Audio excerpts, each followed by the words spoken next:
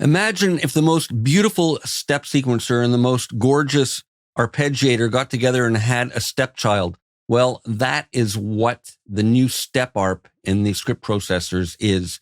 The beautiful stepchild of the best of both worlds, step sequencer and arpeggiator. So let's just close up some windows so we can see this more clearly.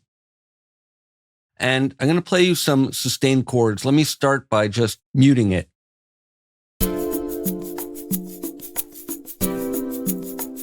So with it on, we have some global parameters at the top. You can set the number of steps in the pattern, the resolution for each step. We have dotted and triplet values as well. Leave it at eighth notes. And there's a global gate time. And we can add octaves above or below the triggered notes. We got some fantastic sounding presets. Some next previous buttons. And we'll go back to the initialized preset and let's explore this in more detail. So I'm going to set it to 8 steps at eighth notes. Now the real creative fun comes when we start editing each step. So we can have different types of events for each step. Note is the default, but we can have them empty. We can repeat steps. We just heard that one twice.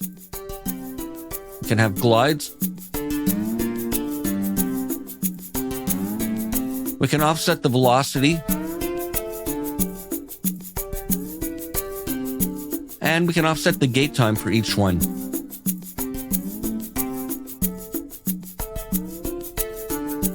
We can add MIDI CC messages. We can choose from a drop-down menu there.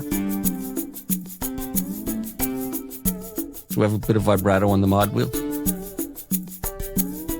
We have different directions, as you'd expect with any arpeggiator type of effect.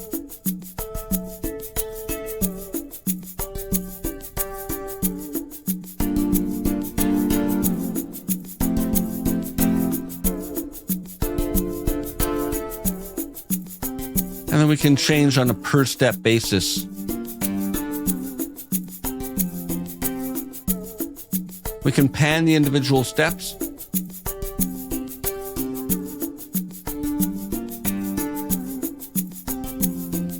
And we can change the octave for individual steps.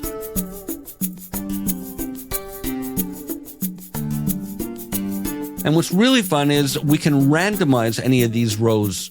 So for example, the repeats, I can randomize the number of repeats or randomize the gate times, arpeggiator types, pan positions. And then you can use the I button to initialize them.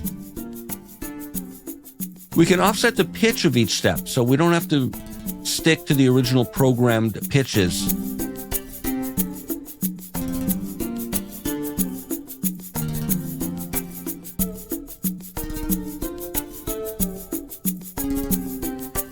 And now we get probability, which is a lot of fun, the percent of chance that any given step will happen. And of course, we can randomize this. And the lower these values are, the more likely you'll get some random empty spaces in your pattern, which can be interesting.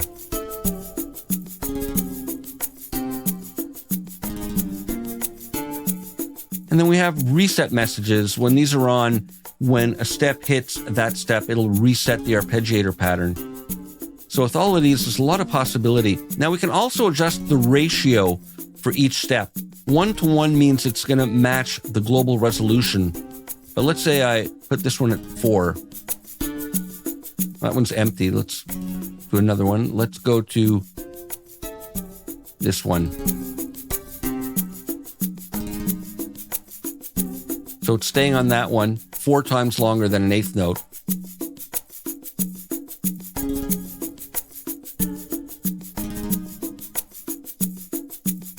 Let's put that one back to 1-on-1. We'll shorten the pattern. Let's make it 6 steps. And I'll put a note on there. So if we make that 2,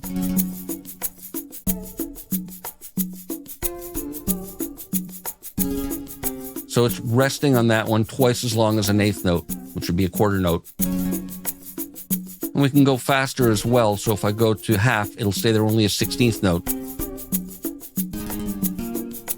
And then throws the pattern off by a 16th, which is fine.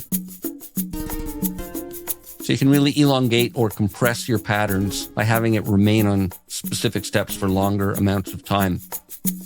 So that's a little introduction to the StepArp. To me, a really creative, wonderful, and inspiring tool to help generate patterns that we otherwise wouldn't have come up with on our own. We'll see you for more in the next video.